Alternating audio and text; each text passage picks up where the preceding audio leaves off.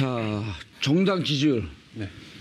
이게 처음에 문재인 대선으로 갈 때 별 관심이 없는 줄 알았어요. 그리고 사람들이 이렇게 뜨겁게 관심을 끌어올릴 줄 몰랐죠. 대선 주자 지지율이요. 예. 네네. 어떻게 되고 있나요, 지금 현황이? 지난 4월 4일 각 당, 공이 5당의 대선 주자가 확정이 됐습니다. 그렇죠. 월요일 날 문재인, 화요일 날 안철수. 네, 그렇습니다. 그래서 5당 주자들이 확정이 됐죠. 확정된 이후에 실시된 각종 여론조사에서 다자 구도 속 양강 체제로 굳어지는 양상으로 가고 있습니다. 문재인 후보가 대체로 오차 범위 내에서 안철수 후보를 앞서는 걸로 다자 대결 구도 여론조사에서 나타나고 있고요. 홍준표, 유승민, 심상정 후보는 여전히 10% 이하의 지지율을 받으면서 3약 구도로 가고 있는 상황입니다. 예, 알겠습니다. 어디 갔어요, 이게? 이택수 대표님. 네. 이름을 제가 기억을 못 해갖고. 네. 아, 여기 있구나, 가슴에. 이택수 대표님. 이게 지지율이 느닷없이 막 30%가 넘어가 버렸어요, 안철수 후보가. 각 당의 경선이 이제 끝나면서 예. 특히 이제 민주당의 경우에는 안희정 지사, 그다음에 이재명 시장을 지지했던 지지층이 문재인 후보 쪽으로 흡수되지 못하고 경선 후유증이죠. 어디로 갈지 모르는 지지층들이 지금 일부가 또 상당수가 안철수 후보 쪽으로 갔다고 봐야 되겠죠. 과거에 반기문을 지지했던, 그리고 예. 황교안을 지지했던, 그리고 예. 그다음에는 안희정을 지지했던 지지층들, 그러니까 중도 성향의 혹은 뭐 보수 성향의 유권자들이 지금 안철수 후보 쪽으로 상당히 쏠림 현상이 나타나고 있고요. 예, 돌고 도는 지지율이네요, 그거는. 그렇죠. 지금 오자 정당 후보들 외에도 김종인 무소속 후보 등이 지금 포함이 돼 있는데 예. 아무튼 홍준표 후보나 유승민 후보가 보수 표심을 흡수하지 못하면서 지금 국민의당 지지율이 오늘 발표된 갤럽 조사에 따르면 22%에 불과한데 안철수 후보의 지지율은 35%까지 또 오른 것으로 나타나고 있습니다. 그러니까 정당 지지율보다 높은 예.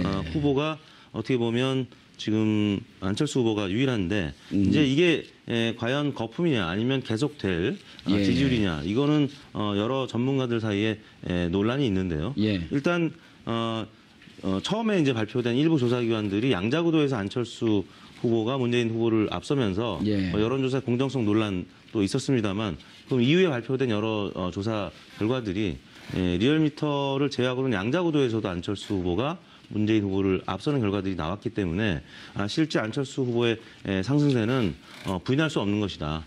다만 어느 정도 견고하고 유지될 것이냐 그것이 이제 앞으로 관전 포인트라고 할 수 있겠습니다. 예. 박시영 부대표님. 네. 얘기 계속하세요. 뭐 질문을 받아야 얘기합니까? 예, 이 방황하는 이 중도 보수표가 있었습니다. 그게 한 15% 된다고 예. 봐요. 이 표가 계속 이제 옮겨 다닌 거죠. 예. 결국 이제 마지막 안철수 후보 쪽으로 이게 집결이 됐는데, 이게 견고하냐, 거품이냐 이런 논란이 있지 않습니까? 그렇죠. 그러니까 지금 안철수 후보 지지가 대략 한 35% 내외로 예. 오가고 있습니다. 문재인 후보가 한 40% 정도로 오가고 있는데요. 대략 5% 차이가 나오고 있습니다. 그런데 지금 이게 계속 굳어질 거냐? 예. 저는 그렇게 보여지지는 않습니다. 1차 고비가 왔다. 예. 누구의? 지금 안철수 후보에. 어허, 1차 왜냐하면, 고비가 왔다. 아니, 올라가자마자 바로 고비가 와요? 예, 왔습니다. 그러니까 대선 대통령은 실력도 중요하지만 하늘이 만든다는 얘기도 있습니다. 운빨이 중요하다고 얘기하는데 이게 만약에 지금 여러 가지 악재들이 쏟아지고 있습니다. 안철수 후보를 둘러싼 의혹들이 쏟아지고 있죠. 흔히 얘기해서 경선 과정에서 렌터카를 이용해서 동원 경선 돈을 치르고 불법을 했다. 차떼기 이른바. 예, 이른바 차떼기 렌터카 뭐 이용해서요. 그게 터졌고 그 다음에 이제 조폭이 연루된 거 아니냐 그 과정에서. 그다음에 왜냐하면 조직이 있으니까 실어 날릴 수 있고. 네, 그렇죠. 예? 그 다음에 이제 그 부인에 대한 교수 채용과 관련된 의혹이 제기되고 있고요. 예. 그 다음에 이제 오늘 갑자기 또 나오는 게 신천지 의혹이 좀 터졌습니다. 그래요? 예, 과거에 이제 신천지가 새누리당과 연관성이 높다. 그리고 반기문 후보가 뜰 때도 신천지 의혹이 제기가 됐었는데 이번에 또 이제 국민의당에서 나왔는데 이건 또 내부 제보예요. 국민의당 강원도당에 수백 명의 신천지 그 회원들이 그 조직적으로 당원으로 가입했다. 이거를 내부 국민의당 내부에서 제보가 이루어졌습니다. 이야. 그래서 이게 연일 지금 계속 쏟아지고 있는데 이게 만약에 일주일 뒤 정도에 만약에 쏟아졌다면 어떻게 보면 주말을 거치면서 안철수 후보가 문재인 후보를 역전할 수도 있는 기세상 본다면 그런 가능성도 충분히 예견이 됐었는데 지금 이제 어제 그제 오늘 이렇게 터지면서 상승세를 가로막는 요인이 발생했다. 예. 따라서 다음 주부터 일부 조정이 있을 가능성이 커 보인다. 저는 예. 그렇게 예측을 합니다. 이택수 대표님. 여러 가지 이제 조정이 네거티브 요인들이 이제 발생을 하고 있는데요. 예. 어, 지금까지는 오로지 독야총총 혼자 달리고 있었던 네. 문재인 후보에 대한 1대3, 1대4로 그냥 집중포화를 그쪽으로 쏟아부었잖아요. 네. 장장 5년 동안. 그랬죠. 예. 그리고 올해 들어서 이제 경선 레이스에서도 마찬가지였었고 안철수 후보가 지금 이제 뜨기 시작하니까 안철수 후보에 대한 민주당의 공세 예. 그리고 향후에는 또 홍준표 지사의 공세도 이어질 가능성이 있고요. 왜냐하면 홍준표 지사의 경우에는 유승민 후보하고의 단일화 연대도 중요하지만 예. 일단 국고보조금을 받을 수 있는 정도의 지지율 15%까지 끌어올리려면 예. 지금 대략 10% 안팎에서 예. 지금 지지율이 등락을 하고 있는데 이걸 15%까지 끌어올리려면 결국에는 안철수 후보한테 가 있는 보수 포심을 가져와야 되거든요. 근데 안철수 후보에 대한 공세가 지금 아직 홍준표 후보 입장에서는 본격적으로 이루어지지 않았습니다. 지금까지는 문재인 후보나 아니면 유승민 후보하고의 이제 관계가 더 중요하다고 봤기 때문에 근데 지금은 안철수 후보가 일주일 사이에 너무 올라갔기 때문에 예. 안철수 후보에 대한 공세를 홍준표 후보가 이제 본격적으로 하기 시작하게 되면 할 거로 보세요. 홍준표 후보가 뭐 지난 며칠 전에도 이제 방송에서 손석희 앵커하고 설전이 있지 않았습니까? 예. 보통 독설가가 아니지 않습니까? 여느 선거에서 여느 후보들의 TV 토론이면 사실 TV 토론이 크게 영향을 미치지 못해왔던 건 사실인데 왜냐하면 TV 토론이 표심의 강화 효과라고 기존의 지지를 더 강화시키는 효과가 더 많다라고들 전문가들이 얘기하거든요. 표심을 변화시키는 효과보다는. 그렇지만 홍준표 지사가 포함된 TV 토론은 저는 다르다고 봅니다. 홍준표 지사는 한번 물면 잘 놓지 않는 파이터기 오케이요? 때문에 무슨 물개.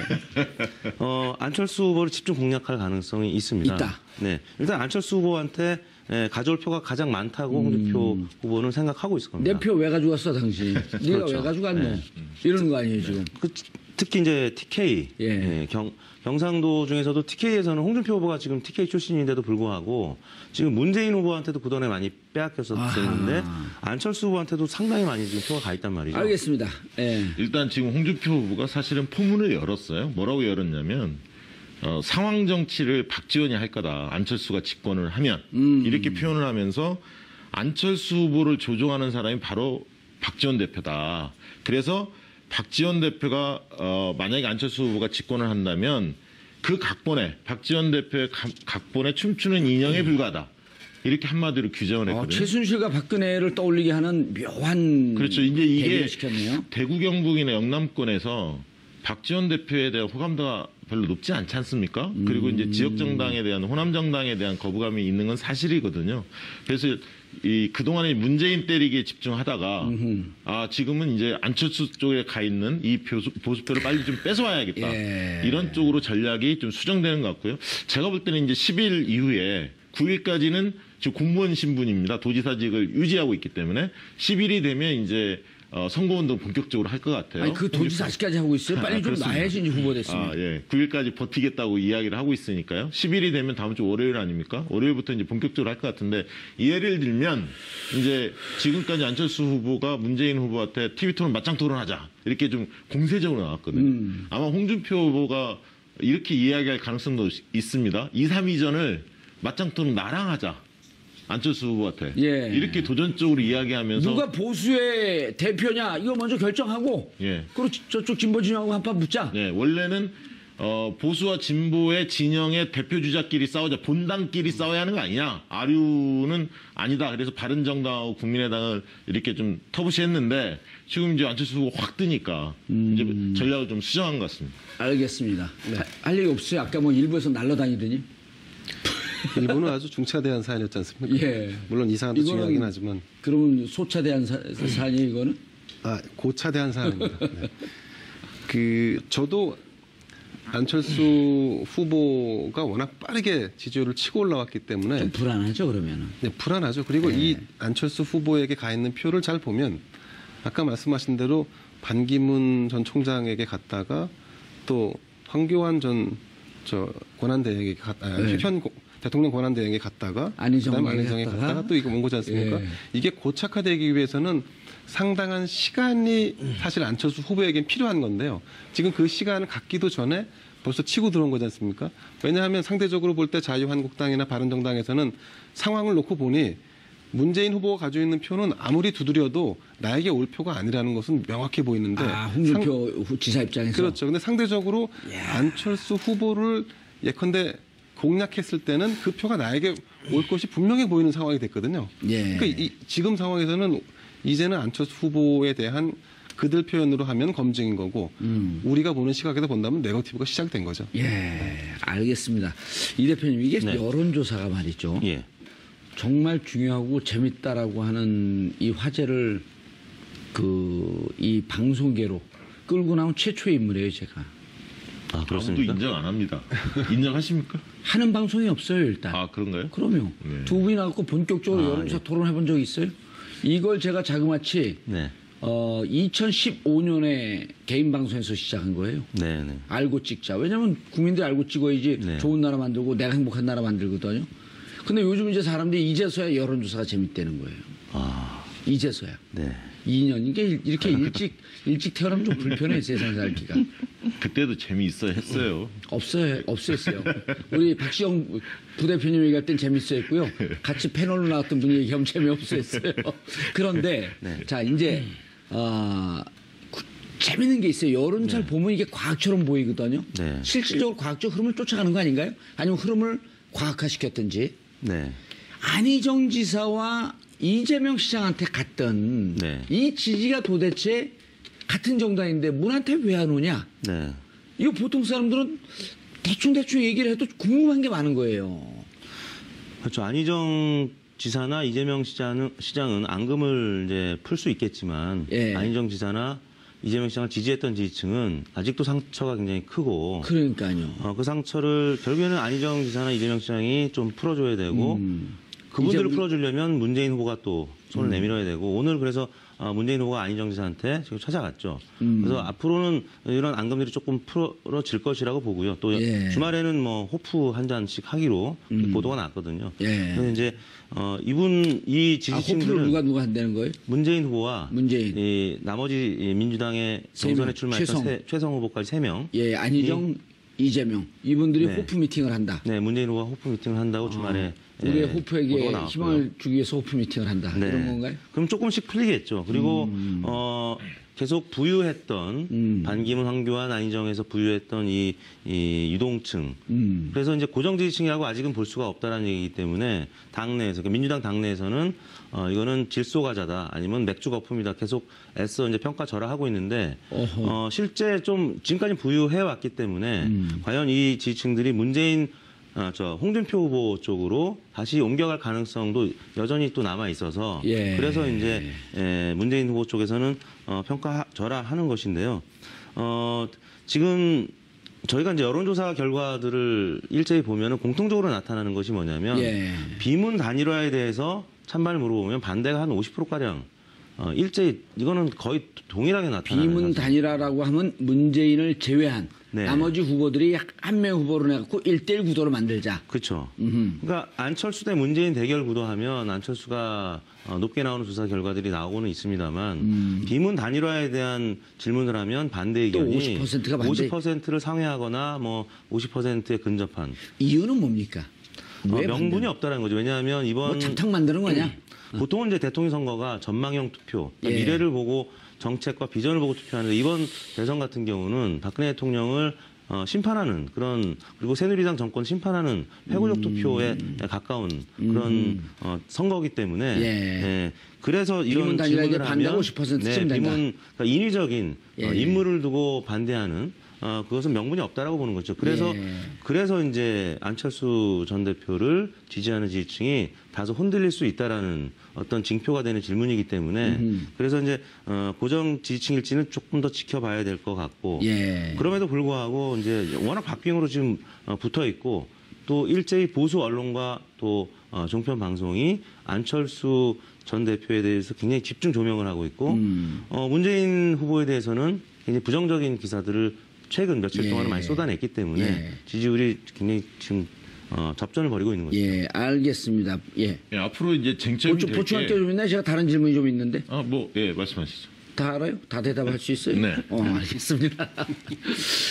뭐냐면 이제 네거티브인데 네. 결국은 그 지금 이제 문재인 후보가 약 4년 동안 그 네거티브나 혹은 검증으로 시달렸단 말이에요. 네. 실질적으로 그게 많은 분들이 전문가들이 모여서 얘기하게 되면은 제가 그 다른 방송을 안 보는 이유가 전문가들이 이 말은 나오는데 네.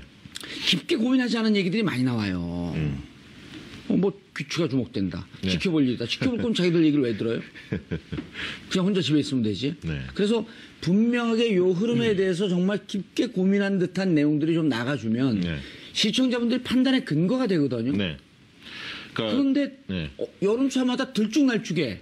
그래서 제가 궁금한 게 네거티브에 대한 거 궁금한 게 하나 있고 여론조사 기관들이 뭔가 여론을 추적하면서 분석하는 게 아니라 여론을 만들려고 장난치는 거 아닌가 하는 생각도 들어갔고 여론조사 이 회사들 네. 관리하는 법 좀 만들었으면 좋겠어. 그런 그 선관위에서 이제 그런 규제들이 강화되고 있습니다. 이제 그래요? 등록제를 하겠다라고 예. 나서고 있는데요. 규제가 꼭 좋은 것만 아니죠. 것만은 예. 아닙니다. 그런데 최근에 이제 네거티브요. 네거티브부터 예. 좀 말씀을 드리면 문재인 후보의 경우에는 경선 과정에 제가 볼 때는 가랑비에 옷 젖듯이 이 데미지를 좀 입었습니다. 예. 그러니까 아들 우혹 문제가 제일 컸던 것 같고요. 예. 그래서 이제 그런 부분들을 어떻게 대응할 거냐가 굉장히 캠프는 항상 중요한데 이 문제를 좀 쉽게 본 측면이 있는 거 아니냐. 쉽게 봤어요. 예. 그래서 이제 정유라 사태가 있었기 때문에 조금이라도 그리고 문 후보 같은 경우도 굉장히 좀 깨끗한 이미지가 있었지 않습니까? 그렇기 때문에 진위 공방 문제에 대해서 본인들은 과거 10년 전에 일어났던 일이고 과거 2012년에도 충분히 해명했다 이렇게 이야기를 하지만 그만해요. 그거를 다 기억하는 유권자가 얼마나 있겠습니까? 제가 보기엔요. 예. 그거 정확히 아는 사람은 2, 3%밖에 안 됩니다. 예. 이제 그런 부분에서 대응에 있어서 제가 볼 때 좀 미숙한 부분이 있었고요. 그다음에 이제 이재명 그 후보하고 경선 과정에서 이제 그 재벌 개혁 문제라든가 여러 가지 이 논쟁을 벌이면서 예. 좀 선명한 자기 입장들을 내보이지 못하면서 그리고 몇 가지 또 실수들도 좀 있었죠. 예를 들면 전담 표창 문제 또 인사 잡음도 좀 있지 않았습니까? 영입 인사 관련해서 그런 것들이 조금씩 잡매들을 막기 시작해서 이미지가 과거보다 조금 후퇴했다. 저는 이제 그렇게 좀 보여지고요. 이미지가 후퇴했다. 예. 좋은 포인트인데. 그래서 이제 문 후보 같은 경우는 그 경선 과정에서 아까 있던 앙금 때문에 아직 다 붙지 못하는 이재명, 안희정 지사의 지지층이 있는데 저는 안희정 지사의 지지층은 쉽게 많이 붙을 수 없는 구조입니다. 그건 아까 얘기했듯이 무지개 연합의 성격을 띠는 지지층이었거든요. 보수, 중도, 뭐 진보가 같이 망라돼 있었기 때문에 경선이 끝나고 하나로 모여지기는 어렵고요. 다만 이제 이재명 시장의 지지층은 상당 부분 끌어들일 수 있는 표거든요. 그래서 이제 그것은 담대한 비전, 세상을 바꾸겠다. 이런 부분들에 대해서 문재인 후보가 향후 캠페인을 어떻게 해나가냐에 따라서 올 수 있는 부분들이 분명히 여지는 있다. 예. 그렇게 보여지고요. 그다음에 이제 앞으로 이 부분에 있어서 이제 아까 이제 여론조사 기관이 이런 걸 좀 만들어내가는 거 아니냐. 그런 느낌 많이 들어요. 근데 제가 볼 때 2007 거꾸로 언론사가 더 큰 것 같습니다.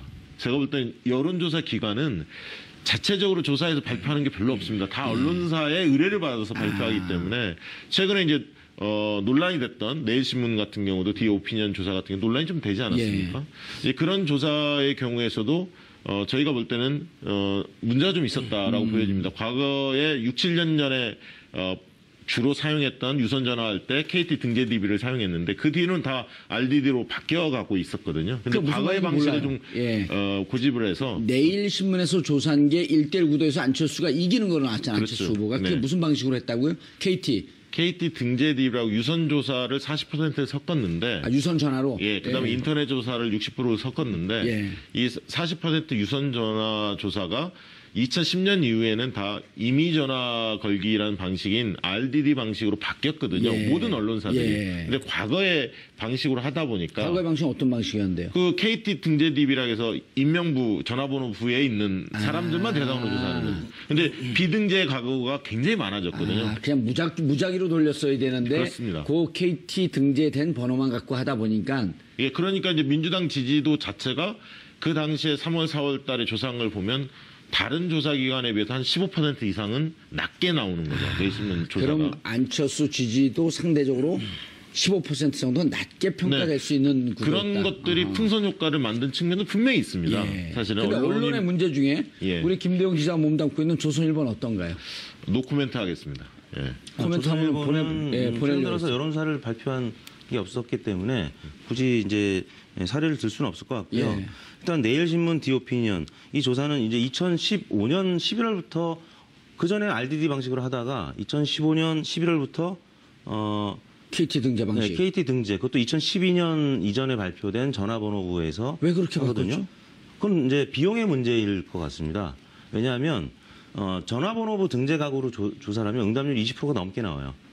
근데 그렇지 않은 경우는 10%대입니까? 10% 이상이 응답률이 높게 나오니까 아, 고의적으로 그렇게 한 건 아니고 비용 네, 때문에 비용 그랬을 절감 것이다. 때문에 아마 그렇게 한 것 같습니다. 두 번째는 인터넷 패널 조사도 비용이 ARS 조사만큼 비용이 저렴하거든요. 그러니까 내일신문은 비용 절감 차원에서 아마 이 방식을 쓴 것 같은데 그동안은 요즘 이 사실은 방식을 다른 여론조사 기관 안 쓴다는 거죠. 거의 안 쓰죠. 거의 안 씁니다. 거의 안 언론사에서 쓰고 쓰는 데는 없습니다. 등재 가구만 쓴 거는 유일하게 내일신문이 예. 그 거의 안 쓰는 게 아니라 아예 안 쓰는 거네요. 아예 안 쓰는 거죠. 문제는 이렇게 조사하면 어떻게 결과가 나온다는 거를 조사회사에 일하는 사람은 다 알고 있습니다. 그래요? 그래서 나름은 인터넷 대답을 패널 하세요. 조사. 대답을 하세요. 그래요, 안 그렇죠. 그래요? 등재 가구는 예. 저희 리얼미터도 일부가 반영이 돼 있습니다. 왜냐하면 등재 가구를 쓰는 유선전화 가구가 엄연히 있기 때문에 저희는 일부는 쓰지만. 한 뭐 10% 정도만 아마 등재 가구일 거예요. 근데 유선전화가 여기는 40%. 10%밖에 안 되고 그 중에서도 그러니까 저희는 한 5%밖에 안 되겠네요. 근데 이 등재 가구만 조사하면 안철수나 혹은 홍준표나 굉장히 높게 나옵니다. 보수 표심이 높게 나와요. 알겠습니다. 네. 예. 그렇기 때문에 이 방법을 쓴 거는 조금은 문제가 있는데 인터넷 패널 방식으로 이제 보완을 하려고 했던 거죠. 왜냐하면 인터넷 패널은 다소 또 진보적으로 나올 수 있기 때문에. 다만 인터넷 패널 조사는 무응답층이 많아서 또 민주당 지지율이 좀 낮게 나오는 경향이 있습니다. 예. 그러니까 여러모로 민주당 입장에서는 내일신문 조사가 좀 불리하니까 문제 제기를 할 수도 있는데 법적으로는 문제가 안 돼요. 알겠습니다. 네. 조선일보를 한번 슬쩍 치고 넘어가려고 했더니 조사를 안 했나 보네요. 요즘 회사가 좀 어려운가요? 경영 상태가? 아니 뭐 여론의 추이를 반영하는 거는 뭐 여타 언론사도 다 하고 예, TV 있고요. 조선 예. 또 최근에 곤혹한 사정도 경험을 했고 잘 모르시나요? 그래서 뭐 금시초문입니다.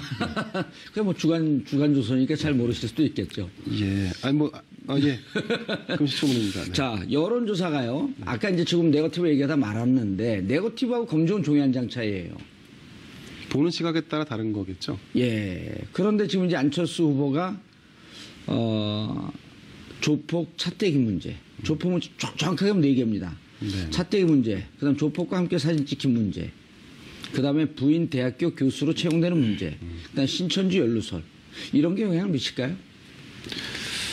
그 안철수 후보에게는 적지 않은 영향을 미칠 것 같습니다. 오히려 문재인 후보에게 들이댄 검증의 잣대보다 어떤 측면에서 보면 이게 더 약할 수도 있거든요. 뭐 예컨대 안철수 후보가 조폭을 동원했을 리는 만무한 일 아니겠습니까? 상식적으로 볼 때. 그렇죠. 네. 그런데도 이렇게 이제 의혹이 제기되는 부분에서 사실 말끔히 털고 갈 수 있을 정도라면 지지층이 공고해서 그럴 리 없다라고 간주해버리면 내 지지층은 그냥 유지가 될 수 있는데 충성도에서 틀리다. 그렇죠. 이 충성도가 좀 낮기 때문에 충성도에서 사실은 다를 수 있다. 이런 것이 계속 추가될 때마다 아마 지금 차제에 실시되는 여론조사는 이런 것들이 계속 아마 굉장히 적지 않게 반영돼서 결과로 이어질 수가 있습니다. 그리고 또 한 가지 아까 예. 말씀하신 문 후보의 지지율이 정체돼 있는 부분, 예. 저는 좀 다르게 생각하는데 유권자들이 어떤 선거의 독주에 대한 일종의 저항이랄까 거부감 같은 게 있거든요. 또 우리 네. 대한민국 사람처럼 이렇게 저항 정신이 강하고 머리 좋은 사람들은요. 일단 1등 되면 무조건 좀 때리고 싶은 심정이 있는 거예요. 그렇습니다. 그래서 이제 국민은 제가 볼 때 유권자들은 이 완충의 어떤 일종의 조정기를 거친 뒤에 문 후보가 전체를 끌어안을 수 있는 예컨대 우쿨링이라든가 아니면 통합의 메시지, 어떤 민생으로 전환되는 어떤 정책 방향들 이런 것이 우리가 원하는 방향으로 이 사람이 방향키를 돌렸구나라고 하는 것이 느껴지면 사실은 다시. 아까 반영되지 않았던 이재명 안희정의 표가 다시 이쪽으로 갈 가능성이 높다. 그건 아마 시간이 많이 걸리진 않을 겁니다. 네, 알겠습니다. 저도 그 문제 하나 말씀드리면 지금까지 이제 문재인 후보 측에서는 적폐청산을 많이 강조했지 않습니까? 예, 적폐청산. 예, 그러니까 과거 한마디로 얘기하면 부정부패 뭐 이런 거죠. 예, 부조리 뭐 이런 것들 그것을 개혁 대통령이라고 볼 수도 있지 않습니까? 그 컨셉을 하나 가져갔었고 그다음에 이제 일자리 대통령이라는 얘기를 했었습니다. 그래서 예. 이제 공공 분야 81개 1만 개 뭐 일자리를 만들겠다 이런 얘기를 했는데요. 그다음에 이제 최근에 나오는 얘기가 내 삶을 바꿀 정권 교체 이런 표현들을 쓰기 시작합니다. 그건 좀 오네요, 가슴에. 예, 그건 무슨 얘기냐면 민생 문제를 중심으로 좀 다루겠다. 그래서 정권 교체가 바뀌면 구체적으로 뭐 생활비를 좀 절감을 한다든가, 뭐 일자리가 좀 늘어난다든가, 구체적으로 피부에 와닿는 것을 준비하는 것 같습니다. 그것이 과연 유권자들이 흥미롭게 느낄 만한 그런 어떤 파격적인 공약이 과연 나올지 그런 부분이 좀 관전 포인트고요. 두 번째는 싸움의 양상이 안철수 후보하고 문재인 후보와의 싸움의 양상이 과연 안철수 후보가 잡는 게 정권 교체에 맞느냐? 이 문제 가지고 아마 전선이 형성될 가능성이 많습니다. 정권 교체를 바라는 국민들의 요구는 60%가 넘어가는데 만약 안철수 후보가 정권을 잡는 대통령이 된다고 한다면 이게 정권 교체일까? 왜냐하면 현실적으로 보수층의 지지를 받고 지금 안철수 후보가 굉장히 급상승을 했단 말이죠. 20% 이상 올랐죠. 그렇죠. 근데 이제 진보층에서는 문재인 후보를 밀고 있고 중도층은 지금 팽팽하게 맞서고 있습니다. 근데 지금 구전에서는 어떻게 부딪히고 있냐면 호남에서 안철수 후보를 지지하는 국민의당 쪽에서는 호남 정부 만들자, 호남 정권 만들자 이렇게 이야기를 하고 있습니다. 그다음에 이제 민주당 쪽 이쪽은 어떻게 대응을 하고 있냐면 안철수가 집권하면 남 좋은 일 시키는 거 아니냐. 남 좋은 일이요? 예, 그러니까 영남권에 예를 들면 새누리당 과거에 이 세력 좋은 일 시키는 거 아니냐. 결국 왜냐하면 무슨 얘기죠? 집권을 왜냐하면 그 사람들이 주로 지지해서 정권을 잡는 거 아니냐. 그러면 정권을 잡은 다음에도 그 지지표를 의식해서 그쪽 행보를 해줘야 하는 거 아니냐. 자유한국당하고 연대나 연정을 할 수 있겠다. 아니 그러니까 그게 지금 대선 전에 연정을 하지 않죠. 그 지지층을 받아서 당선이 되기 때문에 그 이후에 40석밖에 안 되기 때문에 미니 정당, 소수 정당 아닙니까? 그러면 끌고 나가려면 누군가는 연대를 해야 하는데 내용적으로 그게 민주당하고 할 거냐, 아니면 자유한국당이나 바른정당하고 할 거냐에 대한 입장을 요구받게 돼 있습니다. 그런데 싸웠던 민주당하고는 할 수는 없을 거 아니에요. 아니 그러면 왜 그런 국민의당을 찍을까에 대한 답을 못 주죠. 차별성이 없는 거 아닙니까? 예. 특이한 관점에 이택수 회사 어디 이름이죠? 네, 리얼미터입니다. 리얼미터. 네. 예. 좀 독특한 관점인데요. 일반적으로 보는 건가요? 글쎄요, 이제 동의할 수 없나요? 일부 동의하고 또 뭐 일부 이견이 있는데 그럼 아무튼 다 동의하면 둘 중에 한 분만 나오면 되지 뭐. 예. 아무튼 지금 5자 구도에서 3자 구도로 넘어갈 때 혹은 4자 구도로 이제 각을 좀 달리해서 조사를 해봤을 때 그저께 발표됐던 YTN 조사를 보면은 홍준표 지사가 있는 구도에서만 안철수 후보가 문재인 후보를 이기지 못하는, 그러니까 5자에서는 물론 이제 문재인 후보가 앞서지만 4자, 3자로 내려가면서 안철수 후보가 올라가는데 홍준표 지사가 있는 구도에서는 안철수 후보가 문재인 후보를 이기지 못하는 걸로 나오거든요. 묘한 구도네요. 네, 최근까지는 이제 홍준표 후보가 지지율이 이제 답보 상태였고 오늘 심지어는 홍준표 후보가 한국갤럽에서 조사 결과를 발표하니까 한국갤럽 못 믿겠다고 아예 실명을 거론하면서 비판을 했어요. 왜 내가 7%밖에 안 되느냐. 지난주에 쿠키뉴스 조원 CNI에서는 내가 15%인가 10% 중반으로 나왔는데 내가 7%밖에 안 나와? 한국갤럽 못 믿어. 나 원래 안 믿었어. 이렇게 아예 인터뷰를 했습니다. 아주 재미있게. 여론조사 방식에 따라서 달라지게 나옵니다. 지지율이. 왜냐하면 한국갤럽은 그 무작위로 물어보는 식이라 그랬죠? 원래는 이제 보기 없이 물어봤는데 이번 조사에서는 이름은 호명을 했습니다. 그래서 이제 4%에서 7%까지는 뛰긴 뛰었습니다. 홍준표 후보가. 그런데 ARS로 해보면 샤이 보수라는 사람들이 응답을 좀 합니다. 그래서 홍준표 지사가 10%를 넘어가요. 근데 전화 면접으로 상담원이 전화를 할 때는 좀 숨는 경향이 좀 있습니다. 여전히 우리가 보수를 찍었고 보수의 대통령이 탄핵된 거에 대해서 좀 부끄럽게 생각하는 분들이 직접 대면 여론조사를 하게 되면 답변을 안 하고 끊어버리는 경향이 있는데. 네, 아니면 판단 유보처럼 잘 모르겠다라고 숨어버리는. 잘 모르겠다고 숨어버리는데 실질적으로 ARS, 자동 응답으로 네, 하게 되면 이거는 뭐 창피한 게 아니니까 그렇습니다. 그럴 때는 응답을 하는 경향이 있어서 여전히 샤이 보수층은 존재하고 있다. 네, 마찬가지로 문재인 후보의 경우에도 예. 전화 면접 조사보다는 ARS 조사에 대체적으로 약간 더 높게 나오는 현상이 있습니다. 샤이 예. 문재인이 또 약간 있는 거 아닌가 그런 생각이 제가 듭니다. 두 분 예. 전문가분 나오셨기 때문에 개인적인 궁금함이 있는데요. 예, 시간 없으니까 빨리 물어보셔야 돼요.